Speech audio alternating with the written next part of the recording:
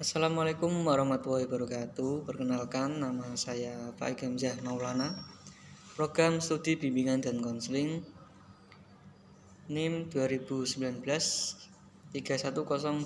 Saya akan menerangkan tentang menyelesaikan konflik antar pribadi.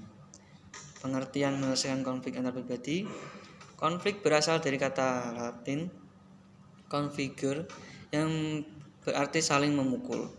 Secara sosiologis, konflik diartikan sebagai suatu proses sosial antar dua orang atau lebih. Bisa juga kelompok di mana salah satu pihak berusaha menyingkirkan pihak yang lain. Arti penting menyelesaikan konflik antar pribadi: 1. Tercapainya persetujuan yang dapat memuaskan kebutuhan serta tujuannya. Tipe orang memiliki tujuan pribadi yang ingin dicapai. Konflik biasa terjadi karena tujuan dan kepentingan individu. Yang kedua, seberapa penting hubungan atau interaksi itu untuk dipertahankan.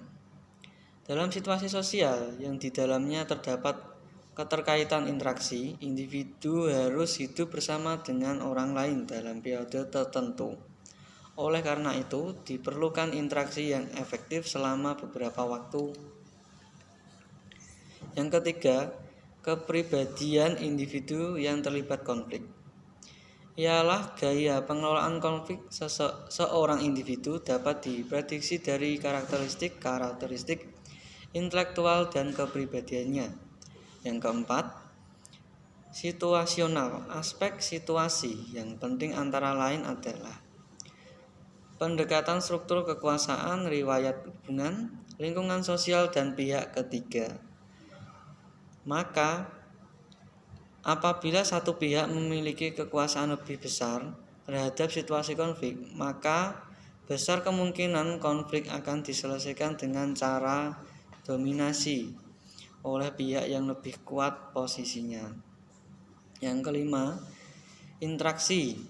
Pendekatan yang lebih dominan dalam menerapkan perilaku sosial adalah interaksi dan saling mempengaruhi determinan, situasional, dan disposisional. 6. Isu.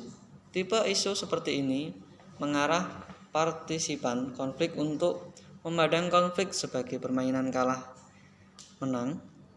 Isu yang berhubungan dengan kekuasaan, status, kemenangan, dan kekalahan. Menyelesaikan konflik antar pribadi. 1. Strategi kalah-kalah. Berorientasi pada dua individu atau kelompok yang sama-sama kalah. Biasanya, individu atau kelompok yang bertikai mengambil jalan tengah atau membayar sekelompok orang yang terlibat dalam konflik atau menggunakan jasa orang atau kelompok ketiga sebagai penengah. Yang kedua, strategi menang kalah. Menekankan adanya salah satu pihak yang sedang konflik mengalami kekalahan, tetapi yang lain memperoleh kemenangan. Yang ketiga, strategi menang-menang. Penyelesaiannya yang dipandang manusiawi karena penggunaan segala pengetahuan, sikap, dan keterampilan menciptakan realisasi komunikasi dan interaksi yang dapat membuat pihak-pihak yang terlibat saling merasa aman dari ancaman, merasa dihargai, menciptakan suasana kondusif, dan memperoleh kesempatan untuk mengembangkan potensi masing-masing dalam upaya menyelesaikan konflik. Simulasi atau contohnya: konflik rumah tangga. Perihal yang kedua, perihal hutang piutang. Yang ketiga, konflik batas tanah. Yang keempat, konflik jual beli. Yang kelima, konflik harta warisan.